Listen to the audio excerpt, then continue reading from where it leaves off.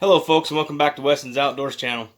Today what we got for you is I'm going to be going up in the mountains here in Idaho, setting up a super shelter and showing you how just having some basic essentials is going to help you with surviving when you're out snowmobiling or shed hunting or cross-country skiing, doing simple outdoor activities. It is January, so it's super cold. There's some snow up there, and yeah, let's go along and see what it goes.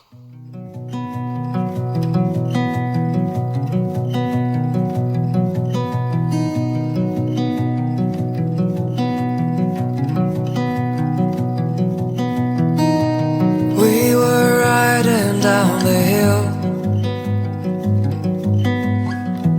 Summer breeze came from the sea. Nighttime dances, colored bills. Morning sex under the tree. All in all, it was my fault. Don't you see I'm feeling blue?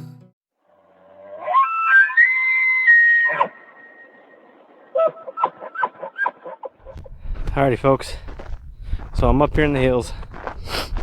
I'm gonna be hiking in. We're doing 3 days, so 2 nights, staying up here in the hills. I'm gonna show you the basics of if you just have a simple setup on a survival pack, how much of a difference that's gonna make in the amount of your survival. It's January in Idaho, so it's cold. There's snow. Here we go, deep in here. A few animal tracks. Here's the road I'm gonna be going down. I'm gonna walk in, back into that area somewhere, right up in there somewhere, deep in there. And I'll show you when I get up in there what I have for a pack. I've got basic essentials, guys. It's not much. All right, guys. So I was wrong. You can tell, snow machine tracks. So there have been snowmobilers up here, and I'm sure they stayed on the road because there's not a whole lot of snow to actually be going off-road very far. So I'm sure they stayed on the road, but if they got far enough back in there, because this road, you can take this road quite a ways in there, and if you did get back in there and you had a malfunction, nobody thinks it's going to happen to them, but it does. I've been part of that. I've been stranded. I've been lost. It's not fun. It is scary. There are things that you can do to help prolong your survival and be found. And I'll go over a few of those things in this video, but I will be doing a video this summer that will be going over, it'll be like a 5-part video going over a variety of different ways to survive once you realize you're lost. I gotta show you guys this. So if for whatever reason, as you can see in the background, there's some clouds. It's not supposed to storm, but it is supposed to get cold. But if I didn't know where the sun was at, and it started storming real bad, and I didn't know how much time I got, one of the best things to do is all these willows right here. And yes, there's a little creek there. Okay, that creek goes all the way down. All the way down. I mean, if you're ever lost and you come across the creek, follow that downstream. Eventually, following a stream downstream, you're going to go to a trail or a road. And if you can follow it down to either a river or a main road, stay there. Someone will eventually come by. Now, these willows are actually really good for windbreaks. Even in the winter where there's no leaves and stuff on them, they're super good for a windbreak. So if it was storming, I would come in, I'd find one of these big bunches right there, and I'd slowly clear myself a little spot in the middle. I'd get wrapped up into my space blanket, a wool blanket. If I just have my clothes, I'm gonna do it my hood, get everything bundled in. If I can start a fire, I'm gonna do it. If I can't, I'm not gonna worry about it. But I'm gonna do everything I can to try to stay out of the wind, out of the weather, and stay as warm as possible. So walking down this trail, so this trail is a pretty hiked trail. Check this out. I got snowmen. So, yes, the chances of being found in a situation, in an area like this, would be really easy. If you've told somebody where you're going, that is major.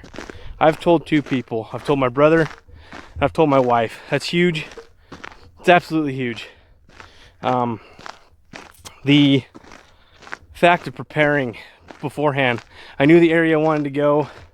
When I got to the area, I had a little bit of cell service.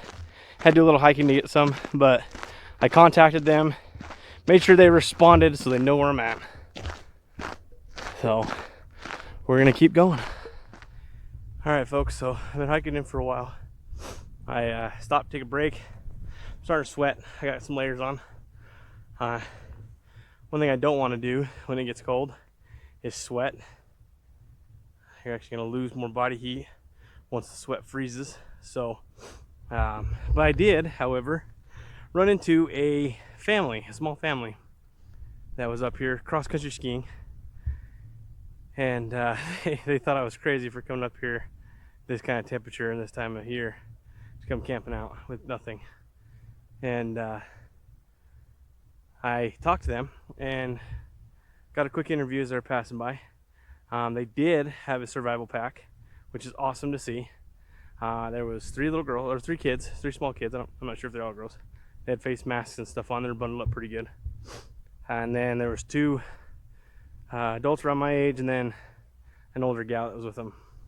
And yeah, so they had 1 survival pack for their group. And can they survive off that? Yes. Yes, they can. I recommend having more gear for sure, but it's not a necessity. Hey, so I want to clarify, when I say it's not a necessity, you don't need to have every piece of survival gear in the world. You don't need all that top name brand stuff. You don't need the best of everything. I will say you do get what you pay for as far as quality of your gear. But there are hundreds, literally hundreds of companies out there that make camping gear and survival gear and all kinds of stuff. If you're a prepper, there's different stuff for preppers. There's all kinds of stuff out there, folks. What I mean by it's not a necessity is you don't need to have, you don't need a tent for every person. You don't need every match that you can pack. You don't need 4 days worth of food for each person. Like, I literally packed 1 MRE, which is, for those people who don't know, that's a meal ready to eat. Some leftover ones I have from when I was in the military, which clearly, as you can tell by my stature, was a while ago. But I have that. I will be just fine with just that. To maintain weight, your body weight, for men, it's an average of like 2,000 calories a day. For women, it's like, I think, 1,600 calories a day to maintain weight. So it doesn't take a lot. I think there's something like, there's like 3,000 calories per MRE or something like that. Don't quote me on that. I'll have the proper number on screen. And you can live off of an MRE for a few days. So if you ration, be smart about it. Food is not something you have to have. We'll go to the magical 3. So the 3 threes of survival: You can last 3 minutes without air before doing damage to your body. You can go 3 days without water before doing damage to your body. Then you do 3 weeks without food before doing damage to your body. So water is a must. I'm more concerned about having water. I brought 1 bottle of water. It's not enough for 3 days, but I'm covered by snow. And then there's that creek that flows. Knowing it's there, I'm gonna stay close to it. If I wasn't, I could melt down snow. I do have a cup. I could melt down snow. It does take longer, a lot more work, but I prefer to just get water from the creek and just boil it, purifies it. I have purifying tablets if I absolutely needed to, but I'll just boil it. Getting vitamins is really essential. It's your vitamin and minerals are going to be what you really need. Fat content does come into play. I'll get all into that into my more in-depth video this summer, but I will show you how to make a tea if I can find the right tree. Show you how to make a tea that's packed full of vitamin C. So all right, I got about another, I don't know, we'll probably push for another 4 or 5 miles. We'll keep going.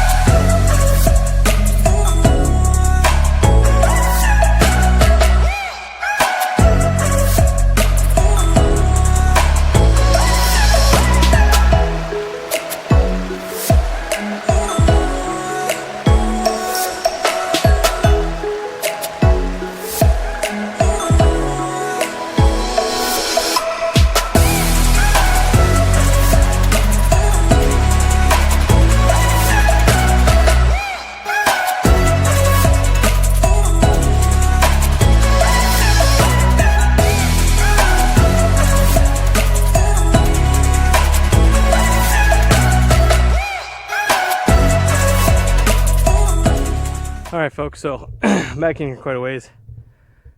I just got to show you how tough this is. And check this out. So what I'm walking in.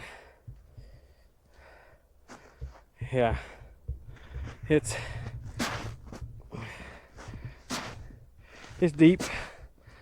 So I'm gonna get back in here a little further so I'm nice enough away. The downfall is it's a little ways away from the creek, so if I want water, I had to hike back down there, get it, collect it, bring it up to camp, purify it. So probably not the best plan, but if I was someone that was in the area that didn't know exactly what was going on here, or where anything was, I wouldn't know that creek was there. So I'm gonna put myself in that position. I'm going to ignore the creek unless I absolutely have to go down and get something, because I'm not going to put myself in imminent danger. I got to stay safe. But for the most part, I'll just worry about the snow, melting it, which takes forever. If you haven't done it, it takes a long time. It takes a lot of fire. So once you melt it, then you got to boil it, purify it. So, but we'll see. I'm going to keep pushing on, and once I find a spot to make a camp, I'll show you why I picked that spot and the whole purpose behind it. All right, folks. I got back in here, and I kind of want to give you an idea. A lot of people look at this and say, "Man, that's a good little spot to make a camp. It's a little open. You got hills up next to you. You got trees around you. Here's the problem, okay? This area right here, all right, that's a low spot. You got hill, hill, hill, all the way around it's hill. All right, I'm gonna hole right here. The bad part about this hole is all that heat is gonna go out. The cold's gonna come in, and this right here in this one little spot is gonna be the coldest out of all this little area. Granted, that's a ridge line. It drops off. Down on the bottom of that's gonna be even colder. So in the bottom of any valley is gonna be the cold spot. So if I had to build a spot right here to be my place, it'd probably be right up there on top. It is a little open. There's trees and stuff there. And I got windbreak. I got the valley right here to pull the cold, keep the heat. So it's a better spot. Even over here would be okay. You still got the blockage of the trees for the wind. And I can feel a breeze right here. So this is not an ideal spot. So I'm going to pop up over the ridge line, see what it looks like. That's a south facing slope. Remember I mentioned the sun. South facing slopes get more sunlight throughout the day, so it'll stay warmer. So I want to see if there's a spot there that's flat enough that I can be on. I don't want to be on a big slope. I want to try to be on a flattest spot as I can. So I'm going to go check out that, and if not, we'll find somewhere else. All right, folks, so I found a spot that I think is going to be a pretty good camp spot. I'm going to clear away some of this. So one of the things I want to do, so this overhang right here, I want to make sure this overhang is solid, okay? I want to make sure that's not going to fall down on me in the middle of the night. I just got sap all over my hand. That's awesome. So I want to make sure that my space between is big enough for my body.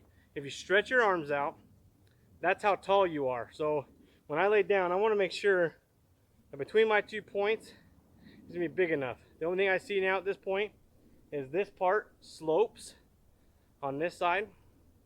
This side's nice and straight up and down. That's perfect. This side slopes. It's probably going to be an issue. I could probably make that work if I had to. I'm going to look around a little bit, see if there's a better spot, and go from there. If not, this is going to be the spot. I'll clear away the snow as best as I can. Make sure there's no sticks and stuff right there, and I'll show you how I go upon setting up my shelter.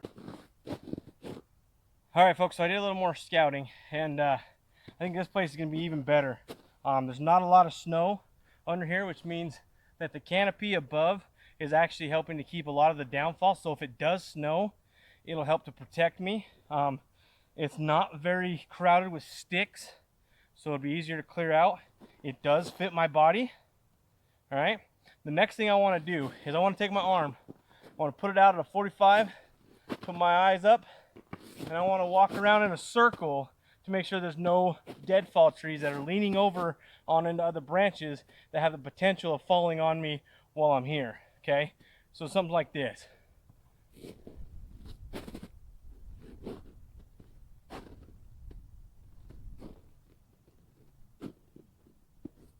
All right, so I don't see any. There is one over here that I'll give you guys an idea. I'll go show you. I seen it when I was scouting around. It is a deadfall that's leaned over. It is rather low, so it'd be easier for someone to get it off and make sure it's out of their way and doesn't cause them any injury or issue while they're setting up a camp next to it. Other than that, looks like there's a bunch of logs or trees that have been cut down for logging. There is some branches and a lot of deadfall over here. That's going to be perfect for me to harvest some firewood for the night. The thing about the shelter, I'm doing a super shelter. Okay, the thing about a super shelter is you have to have a lot of firewood to stay warm. All right, so I want to make sure that I go through and I get a lot of firewood built up off to the side to keep myself warm throughout the night, and I can always gather more tomorrow, but I want to make sure I have enough to last me all night long. And I want to have a fire big enough that it's going to produce enough heat to keep me warm. Like I said, it's supposed to get really cold tonight. They predict it's going to get down into the teens, the single digits where I'm at tonight. I do have a draw right off here to the back side of the camera. That'll help pull the cold air down and keep the hot air up here. It does slope down slightly on the other sides of me, so I think I'm sitting pretty good. I am kind of on a ridge, so there is a little breeze. My shelter will help protect me from the breeze. I could always put up some kind of a reflector or deflector for my fire, excuse me, made out of wood. I could do that if needed. I do have my tarp. Instead of sleeping on top of my tarp, I'll be sleeping on spruce branches anyways. So if I need to, I could take my tarp and string it up and make a blockage for my fire so the wind doesn't come through and knock out my fire. So let's go ahead and get started on setting up the shelter. Okay, folks, so here's the spot I was talking about. I'll give you kind of an idea. So between these two trees, all right, I can already tell by looking at it, it would be a little tight, but I would fit there. This right here is a deadfall. Okay, it's a widowmaker. All right, it's not very far up, but it is dead. It's not connected to anything. All right, it's just a branch. So if I go over there, right, this is just a tree that is loose. It is rather solid, but the only thing holding it is this tree here. Okay, so that would be one that I would be a little scarce about. I would want to cut it down, get it out of my way if I was putting my camp right there, because I don't want it to hit me. I don't want it to follow me, cause me any issues, destroy my shelter in the middle of the night, anything to that nature. So something to be cautious about when you're doing this and setting up something. Going back over to the first spot, okay, we were looking at this is that first spot. All right, this is a tree. All right, it's not a deadfall. All right, it's still a live tree all the way down into the ground. Okay, it's not gonna fall on me throughout the night. It's holding itself up. Right, I shook it, as you guys saw. That shows that it's nice and solid, and I would have no issues staying right there tonight. Okay, that other spot's gonna be easier. That's actually just right over there is where that spot's at. So let's go over there and go over the super shelter. So this super shelter, here's the thing. Being humble enough to say that, yeah, I'm lost. Okay, that's hard for a lot of people, and it's scary, I get it. But here's the thing, if you decide to say, you know what, I'm lost, I'm not 100% sure how to get out of here and how to get back to my vehicle or to someone that can help me get out of here. Here's the thing. With this shelter, you need to plan, okay? You need to have a couple hours to be able to set it up and collect enough firewood. Like, I can't iterate enough how much firewood you're going to need to make sure that you make it through the night. If you have too much, that's okay. That's a good thing, okay? The big thing with this is I'm going to take a piece of paracord. I'm going to string it up between this one and this one. All right, I'm going to take my space blanket on the back side. I want my fire to be over here. Okay, this is south. I want the front of my shelter facing south. So, yeah, south. So what I want to do is I'll put my space blanket from the paracord down to the ground. Okay, I'll have my bed right here, which what I'll probably do is I'll probably find a couple of decent sized logs to put down, put some branches across it that are nice and sturdy, thick enough they're going to hold me, springy enough that I can lay on them, I'm not going to fall through. Then what I'll do is I'll get a bunch of spruce branches, I'll put on top of that for insulation. That's going to be key. Even if you have to sleep directly on the ground, using spruce branches, wow, what a tongue tie, that is going to be huge for insulation. If you needed to, you could put some on the ground, get another bunch and cover yourself up with them and sleep inside just a big ball of the branches, and that right there is going to be huge on just blocking out the weather and keeping you safe and warm. And let's see if I can kind of give you an idea what I'm talking about with spruce branches. I'll go grab some and I'll show you what I'm talking about. You'll see it when I'm laying them out. Putting a bedding there is going to be nice because there is a bit of frozen wood right here that I don't know if I can get up. But besides that, what it does is it elevates you and allows for that heat from the fire to come underneath you and keep you warm. Okay. Then what I'm going to do is I'm going to use my tarp to be right on top of that to keep me from getting any kind of wet or anything like that. And then I have it just in case they put it for a wind block. And then what I have is I have painter plastic. It's a 6-ply painter's plastic. It's nice and thick. And what I do is I'll drape it over the entire thing, and then I'll show you how I do all this more in depth here in just a minute. But I'll secure the backside, close it off, leave an opening that I can get out from the front. So when I crawl out, I can feed the fire and still be good all night long. Man, it is so cold, my nose is running and won't stop. Sorry. But what the big thing is making sure the bottoms are sealed off, right? That space blanket is super key. The thermals from the fire is going to come in. It's going to hit the space blanket, bounce it back down to you, and help keep you even warmer. I did bring a thermometer, an indoor-outdoor thermometer, so I'll be able to kind of show you guys throughout the night how warm the inside stays compared to how cold it is outside, okay? So I'm going to go ahead and start getting stuff set up. Actually, first, what I'm going to do is I'm going to go through my entire bag so you guys can see exactly what I packed and you get an idea of how minimal amount of stuff I have to stay in the mountains in the middle of winter in the cold weather with hardly nothing that you would suspect to have. Okay, I have no tent. All I have is materials to make my own shelter, and you can make multiple shelters out of just this plain material that I'm bringing. I do have a wool blanket to cover up with, and I do have a cup, and those are like the main things. And I have something to start fires. I have actually multiple ways to start fires. But let me go over everything I have in there so you can see exactly what I got, okay? I'm going to lay it out and show you. All right, folks, let me go over everything I had in my pack. My pack is now completely empty, right? There's nothing in it. There's nothing in any of these pockets. There's nothing, okay? This is literally all I brought with me. So I have my painter's plastic. Okay, that'll be my shelter. Got a few of my medicines here from the meds that I take. An inhaler. I have a homemade knife that I brought, that I made. I also have another one on my hip. I also brought my 9mm pistol for self-defense. I did also bring extra rounds just in case.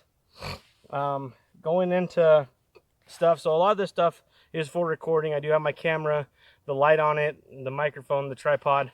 I do have all that stuff. I do have a charging cable for it. This thing's pretty cool. Oh, excuse me, before I get to that, I have 2 external battery chargers, both from doTERRA Helping Hands.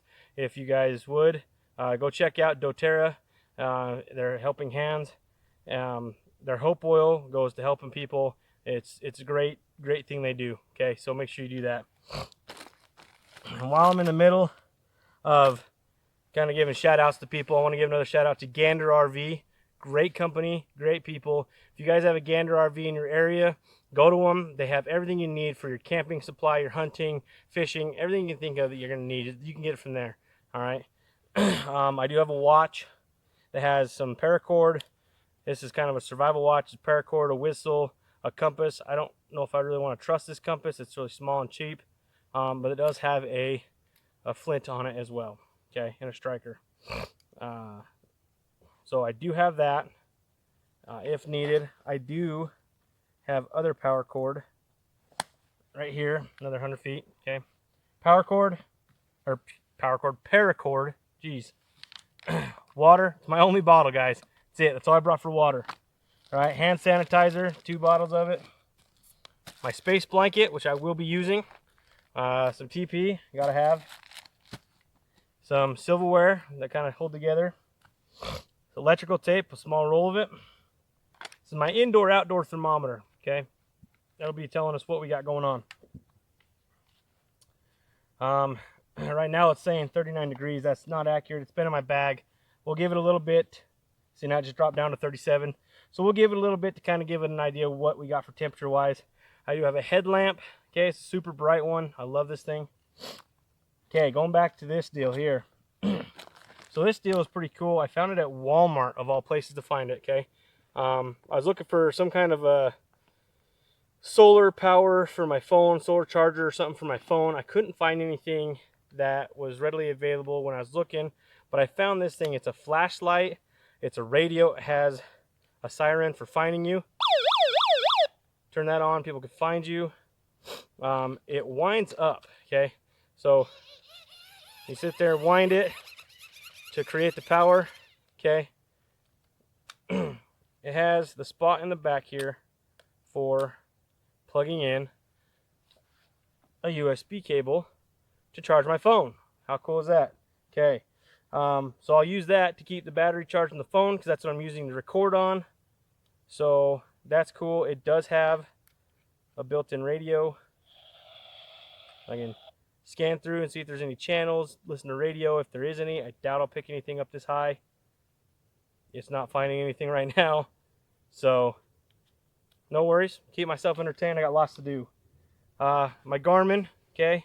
The downfall with this is I brought it and my batteries are dead, so it does me no good, literally. So some Jolly Ranchers. So these Jolly Ranchers, some of these chews, a Chewy and a Cliff Bar are in there from hunting season. I forgot about them, so bonus. I got extra stuff, keep my palate wet, little extra munchies and stuff like that. So if say I was stranded up here for even longer, I could ration that and have more food, and that'd be awesome. So going, I have my big jacket. All I'm wearing is this vest, long sleeve shirt, these pants. I got some wool socks on. Underneath all this stuff, I have a wool blanket. Folks, I am telling you, wool is a must. Wool can get wet. The wind could be blowing, and it's still going to keep you warm. Okay, it won't penetrate. It doesn't make you cold when it's wet. Cotton, polyesters, all that good stuff is going to keep you cold once it gets wet. Okay, it's no good. Fleece is another thing that is good. I do recommend. Wool is better than fleece. They're kind of pretty much the same thing as far as I understand. So I just prefer the traditional wool, me personally. So I do have some thicker gloves, some leather gloves that were in my pocket. I forgot about. They're in my jacket pocket, so that's nice. I have a baklava, a really super thin one. All right. It was one I threw in my pocket because we have to wear these stinking masks in everywhere we go anymore. Had it in my pocket and forgot about it until I got up here. So I do have a face cover if I need it. I do have another small flashlight. It does have a charge, a small one, so that's cool. So I do have an earpiece to a radio that I don't have. So I do have 2 lighters that are in there. I have a compass. So here was the deal about me. You know, if the clouds are in, or if I decided to set up at dark, but I want to still set up on a south-facing slope, or even a north-facing slope, to where I can get some more sunlight, I could find north and south. Okay, without being able to see the sky. My hearing aid batteries really help me. A couple zip ties, just a small bundle. This cool deal here is it's a saw. It's a chainsaw. It just pulls out. I'm gonna unravel it here so you can kind of see what I'm talking about. Super nice, super cool. You just put it on the wood and you keep going and it cuts it. It's awesome. These things are pretty cool. They round up pretty small, so you can keep them in a pack. Don't take up a lot of room. I do have this belt saw, which you'll see me using later to cut up wood and stuff. So it is a bone saw and a wood saw in there. I was given to my father for a birthday or Christmas or something. So I do have that for cutting up wood. And my knee is now soaked because I wasn't kneeling on the tarp. That's great. I have my water purification tablets, okay, if needed them. I have a flint and striker, okay, for starting my fires. That didn't work out. But I do have it for starting my fires, so I'll probably just use my knife. I don't really like these. They don't really work for me. But I'll use my knife to be able to start fires. And then I have my MRE that I've taken out of its box to make it easier to fit inside this small pack. Guys, look at this pack. It's an oversized fanny pack, all right? It doesn't hold a whole lot of stuff. Last but not least, I have my cup, all right? And then my tarp that I have everything on. And that is everything I have for this trip, literally. And then my hat. So It's saying 36 degrees right now. So yeah, it's pretty cold. That's Fahrenheit, by the way, 36 degrees Fahrenheit. I'll put on the screen the Celsius for everything. So yeah, I'm gonna go ahead and get this stuff off to the side, and we'll start making the shelter.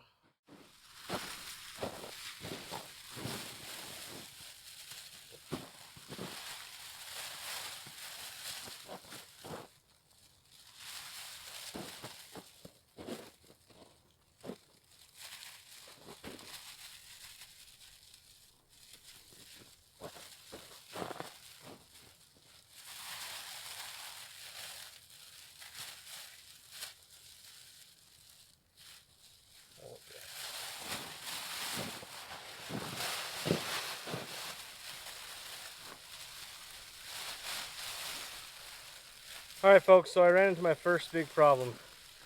There are no spruce branches low enough for me to gather or cut off without damaging the tree to be able to make bedding. So what I might do is there's a bunch of willow trees over here. I'll probably gather a bunch of willow branches and put them down and put my tarp on top of that to lay on top of to kind of give me some kind of insulation and cushioning. But one thing I wanted to show you is how to secure this to something without having eyelets. Okay, so all I did was I put just a basic pole knot through here. Okay, just a basic loop knot that tightens on itself. Okay, see that? Tightens back on itself. And bring it out. Big loop, small loop. Okay, all I do is I take something like a pine cone, put it into the, okay, open this up, put it into the mylar, through the loop, and then tighten this down on top of it. Okay, now that's going to hold up against it. I don't have to have anything else to hold it. Okay, and I'll tie this end to a log to be able to pull back tension, and we'll be good to go. Okay, I'll do that with the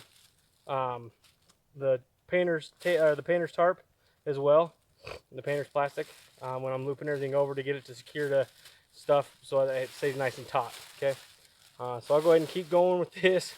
I can't believe I wasted that much time looking for spruce branches. So it's getting dark.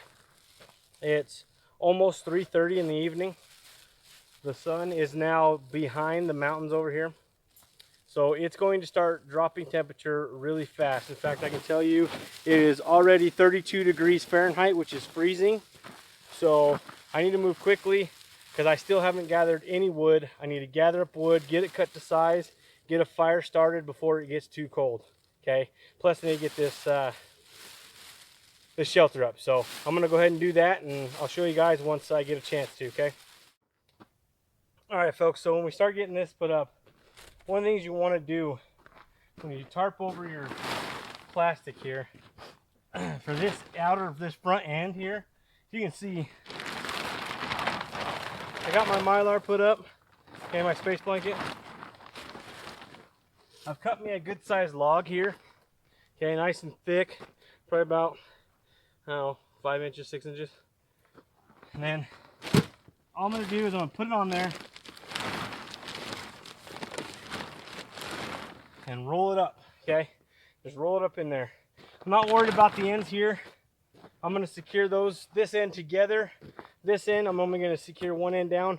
I'm going to leave this front flap to be able to be open so I can get out and restoke my fire. Yeah, it's getting late. I'm not going to be able to do anything for bedding tonight other than my tarp and my blanket. So I'm running out of time. So I'm going to finish getting some more wood cut up, finish getting this put up, and get a fire started. All right, folks, so I'm exhausted. I've been cutting up wood, trekking it with my hand saw. It's about 4:40 in the evening. The sun is fully behind the mountains now, and I've been pushing. I'm sweating, which is bad because it's making me cold. I got excuse me. I got a long ways to go. It's a little discouraging. So I brought a bunch of wood over here, and then I started breaking it up into piles from smallest to largest. And let me show you. All right, so that's my wood pile. Not near enough for the evening. The stuff all on the right hand side there, boop, that stuff there is really thick. It's really big. So that'll actually burn for a while. And the stuff just barely to the left of it, that's right there. A little bit thicker, about an inch and a half stuff, up to 2 inch. And then, whoa, where'd I go? There I am, right there is just a little tiny bit. Well, it's actually a decent pile, but it's small stuff, twigs and stuff. I have a few more stuff on this side right behind this tree. Can't really see it now. I'm sitting down. So just kind of recap on stuff. I don't think I mentioned yet. You want your fire about 3 feet away from your shelter, or a meter for you guys that are in the metric. Yeah, I just checked before I came over and sat down. I did check out the thermometer. It is 27 degrees outside right now, and it is 32 degrees inside that shelter, and I don't even have a fire in there, and there's already that much of a difference there. My outdoor thermometer is right there. You can see it hanging up in the tree. Boop, right there. So yeah, this is my camp. So if I was going to be trying to set up a signal fire or something for people to find me, one, I would want to find something that was a little more open to the face, so that people could find me easier. I'd want to find some green stuff so it would burn with black smoke. I'd want to make a big pilot over there. That's where the sky is open, where those trees are cut. That's where I would put a fire. I'd put a bunch of big stuff right there, a bunch of dead stuff under it, and then a bunch of dry green stuff, or not dry, but moist green stuff on top, to really get that black smoke furling and coming straight up. It would just make a big, nice signal fire for anybody that's trying to find me. What I would like to do is, if I was truly lost, is I'd try to find a major trail, and I would want to set up next to a major trail, just for the fact that it'd be a lot easier for someone to find you. If you don't know where a trail is at, the best thing to do is just collect yourself, stay really close to where you're at. Don't go too far. Just sit down, get a camp set up, get a plan, conserve your energy. If you don't have a lot of water on you, I just finished up my water bottle, so I gotta wait till I get a fire going to be able to melt some snow to get water. So that, or I can make the hike down to the creek, which is actually quite a ways down there, and you've seen that snow gets pretty deep. So I don't know if I truly want to go down there to get that creek water, just to bring it back up here, because I still have to boil it. So I'm not sure what I'm going to do yet. Right now, I'm going to hang out for the next half hour or so, warm up, relax, gain some energy back, and then I'll get back to you. All right, folks, so it is almost 6:30 in the evening, 6:25 to be exact. I'm getting the fire started. It's 23 degrees out here, and it's still 32 degrees inside the shelter, and that's without the fire. So all right, folks, it's almost 7. I'm laying down inside the shelter. It's not bad, actually. I got the fire going. As you can see, the glow off my face. It is currently 24 degrees outside, and still 32 degrees in here. So this just comes to show you that the fire just got going good, and it's been staying 32 degrees in here. So it hasn't really varied on the temperature much, except for the temperature that it had captured in here. So essentially, we're going to just keep this greenhouse effect going. I can feel the heat through this through the plastic coming through, so it's going to warm up in here. So should be good. I should stay pretty decent. I have to get up throughout the night to restoke the fire, but that's just part of it. So all right, I'll give you an update later. All right, folks, well, it's 7:45. It's 21 degrees outside and 53 degrees in here. Oops, if I can't get it without flaring it out. Let me wipe the soot off of it.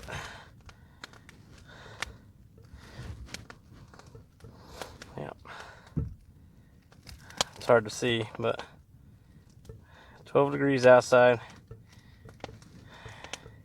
53 in here.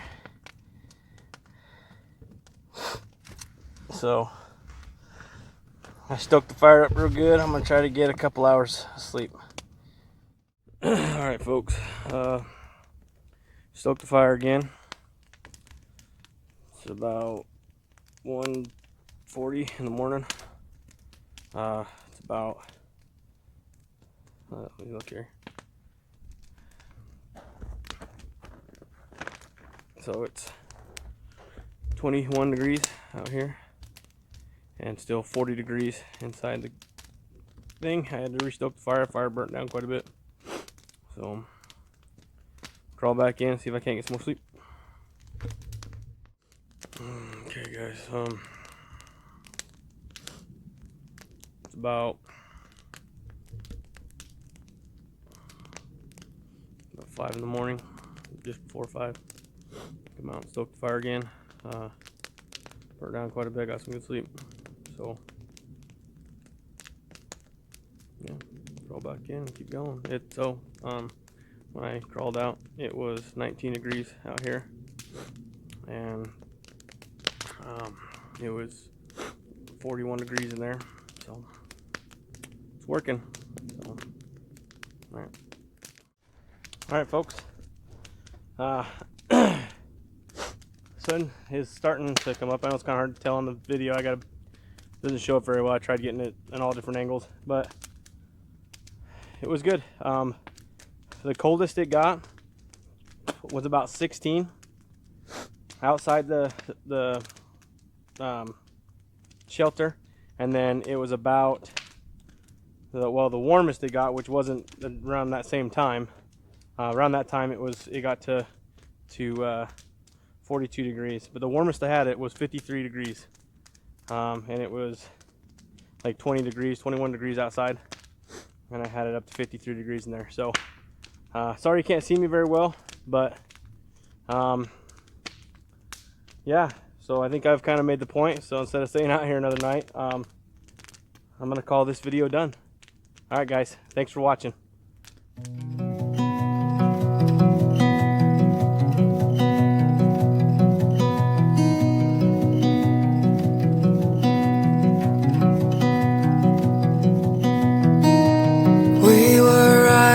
Down the hill,